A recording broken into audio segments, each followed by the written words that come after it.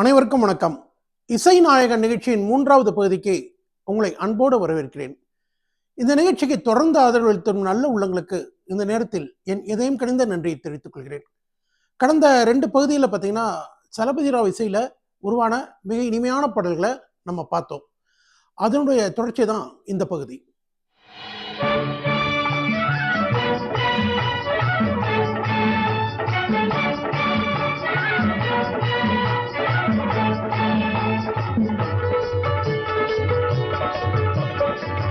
1966ஆம் ஆண்டு வெளியான திரைப்படம் புனர்ஜென்மம்.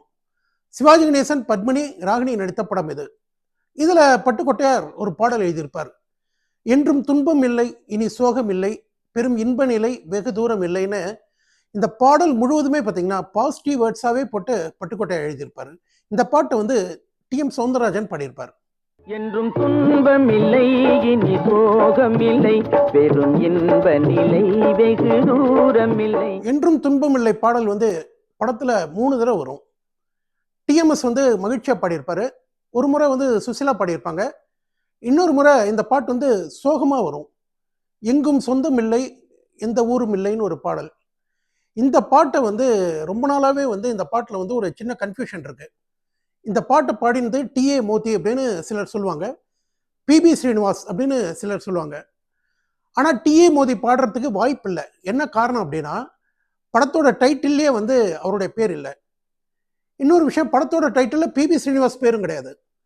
இதில் டிஎம்எஸ், நம்ம சீர்காழி, ஏஎம் ராஜா, இவங்க 3 பேர் மட்டும்தான் இதில் இருக்குமே தவிர மோத்தி பேரும் இருக்காது, இவரோட பிபிஎஸோட பேரும் இருக்காது. ஆனால் பலர் சொல்கிறது என்ன அப்படின்னா, இந்த பாடலை பாடியது பிபிஎஸ் தான் அப்படின்னு அடுத்து சொல்கிறாங்க. ஒரு சிலர் டி.ஏ. மோத்தின்னு சொல்கிறாங்க. இந்த பாட்டு பாடினது யார் அப்படிங்கிறது உங்களுக்கு தெரிஞ்சா கமெண்ட்ல போடுங்க. எங்கும் சொந்தமில்லை, எந்த ஊரும் இல்லை, பெரும் அன்பும் இல்லை. புனர்ஜென்மம் படத்தில் இன்னொரு பாட்டு திருச்சி லோகநாதனும் ஜிக்கியும் பாடியிருப்பாங்க. பாடம் சரியா மாஸ்டர், நான் பாஸா ஃபெயிலா மாஸ்டர் அப்படின்ட்டு பாட்டு. இதை ரெக்கார்ட் பண்ணிட்டாங்க, ரெக்கார்டும் வெளியே வந்துருச்சு. ஆனால் சென்சரில் பார்த்தா அப்ஜெக்ஷன். இந்த பாட்டு வரிகளெல்லாம் மாற்றணும், ஒரு ஆசிரியருக்கும் மாணவிக்கும் இருக்க உறவை கொச்சப்படுத்துகிற மாதிரி வரிகள் இருக்கு, ஆனால் இந்த வரிகள் கூடாது அப்படின்ட்டாங்க. அதுக்கு பிறகு இந்த பாட்டை திரும்ப மாற்றி எழுதினாங்க. போதும் சரிதான் மிஸ்டர், இது புதுசா பழசா மிஸ்டர் அப்படின்ட்டு இந்த பாட்டை எழுதி முடிச்சிடுறாங்க. ஆனால் திரும்ப ரெக்கார்டிங் பண்ணலாம் அப்படின்னு பார்க்கும்போது பார்த்தா திருச்சி லோகநாதன் பிஸி ஆகிடுறாரு. அதனால என்ன பண்றாங்க அப்படின்னா, பி.பி. ஸ்ரீனிவாசையும் ஜிக்கியும் வச்சு இந்த பாட்டை திரும்ப ரெக்கார்ட் பண்ணியிருக்காங்க.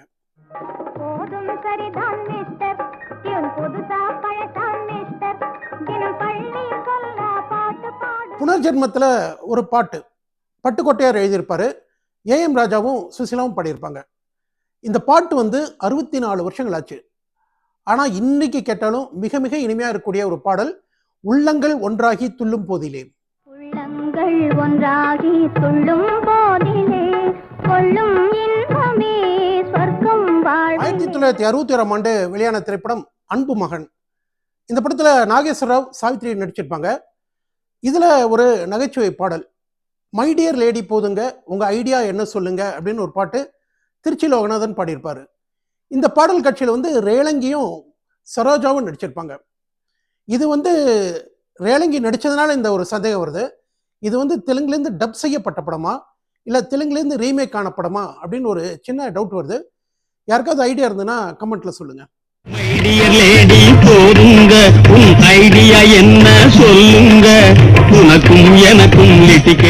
இந்த முதல்வர் ஜெயலலிதா அவங்க ஒரு பேட்டியில தனக்கு பிடித்த இசையமைப்பாளர்னு சொல்லி சலபதி ராவ் பற்றி குறிப்பிட்டிருப்பாங்க. ஒரு சில தெலுங்கு படங்களில் சலபதி ராவ் இசையில் ஜெயலலிதா நடிச்சிருக்காங்க. 1967ஆம் ஆண்டு தமிழில் வந்த படம் மாடி வீட்டு மாப்பிள்ளை. ரவிச்சந்திரன், ஜெயலலிதா நடித்த இந்த படத்தில் கவிஞர் கண்ணதாசன் எழுதி டிஎம்எஸும் பி. சுசிலாவும் பாடிய ஒரு இணைய பாடல், நெஞ்சுக்கு முகமே கண்ணாடி நீ நினைப்பதை காட்டும் முன்னாடிங்கிற பாட்டு. முகமே கண்ணாடி நீ நினைப்பதை காட்டும் முன்னாடி. மாடி வீட்டு மாப்பிள்ளை படத்துல ஒரு சூப்பர் ஹிட் பாட்டை கொடுத்திருப்பாரு சலபதி ராவ். ஒரு காலத்துல டெய்லி ரேடியோல வைக்கக்கூடிய பாடல் இது. பகலிலே பார்க்க வந்ததென்ன, இரவிலே பார்க்க போவதென்னன்னு சக்க போடு போட்ட பாட்டு இந்த பாட்டு. பகலிலே பார்க்க வந்ததென்ன, இரவிலே பார்க்க போவதென்ன, இடையிலே நாணம் மாடி வீட்டு மாப்பிள்ளை ஒரு காமெடி படம். இதுல ஒரு காமெடி பாடல். நாகேஷ்க்கு வந்து தாராபுரம் சுந்தரராஜன் பாடியிருப்பாரு. மாடி வீட்டு மாப்பிள்ளை நான் மறக்கல, மாமனாருக்கு தாண்டி இங்கே மதிப்பில்லைன்னு ஒரு பாட்டு. தாராபுரம் சுந்தரராஜனோட வாய்ஸ் வந்து நாகேஷ்க்கு அவ்வளோ ஆப்டா பொருந்திருக்கும். மாடி வீட்டு மாப்பிள்ளை நான் மறக்கலைங்க, மாமனாருக்கு தாண்டி இங்கே மதிப்பில்லை. சலபதி ராவ் பத்திய என்னுடைய நிகழ்ச்சியில இந்த தீம் மியூசிக்கை நீங்க அடிக்கடி கேட்டிருப்பீங்க.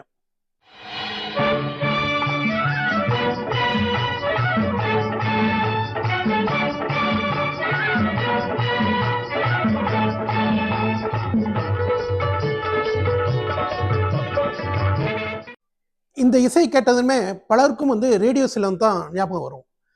ஏன்னா ரேடியோ சிலோனில் இந்த இசையை வச்சுட்டு தான் ஒரு நிகழ்ச்சியவே தொடங்குவாங்க. இந்த இசை வந்து ஜலபதி ராவ் வந்து மாடி வீட்டு மாப்பிள்ளை படத்துக்காக போட்ட இசை. இந்த இசையை தொடர்ந்து வரக்கூடிய பாடல் தான் கேட்டுப்பார் கேட்டுப்பார் கேட்டுப்பாரு கேள்விகள் நூறுன்னு டிஎம்எஸும் பி.சி. இஸ்லாமும் பாடிய ஒரு இனிய பாடல். கேட்டுப்பார் கேட்டுப்பார் கேட்டுப்பாரு கேள்விகள் நூறு பாட்டுப்பார். தளபதி ராவ் தமிழ்ல இசையமைத்த படங்கள் வெறும் 8 படங்கள் தான். ஆனா அவருடைய பல பாடல்கள் வந்து காலங்களையும் கடந்து நிற்கக்கூடிய பாடல்கள். திரைப்பட இசைக்கலைஞர்கள் சங்கம் உருவாகிறதுல வந்து பெரும் பங்கு வகித்தவர் தளபதி ராவ். நிறைய மியூசிஷியன்ஸ் வந்து அவங்களுக்கு பணம் இல்லாத காலத்துல அவர்கிட்ட டைரக்டா போய் உதவி கேட்டிருக்காங்க. அவரும் உதவி பண்ணியிருக்காரு. ஒரு சிலர் கேட்பாங்களாம், உங்களுடைய இந்த இரக்க குணத்தை பயன்படுத்திட்டு யாராவது தப்பா உங்ககிட்ட பணம் வாங்கினா என்ன பண்ணுவீங்க அப்படின்னு கேட்பாராம். அதுக்கு தளபதி ராவ் சொல்லுவாராம், ஒருத்தனுக்கு கஷ்டம் அப்படின்னு வரும்போது அவனுக்கு என்னோட நினைவு வருது இல்லையா, எனக்கு அது போதும் அப்படிம்பாராம். அவருடைய மனைவி ஜமுனா குமாரி வந்து ஒரு டாக்டர்.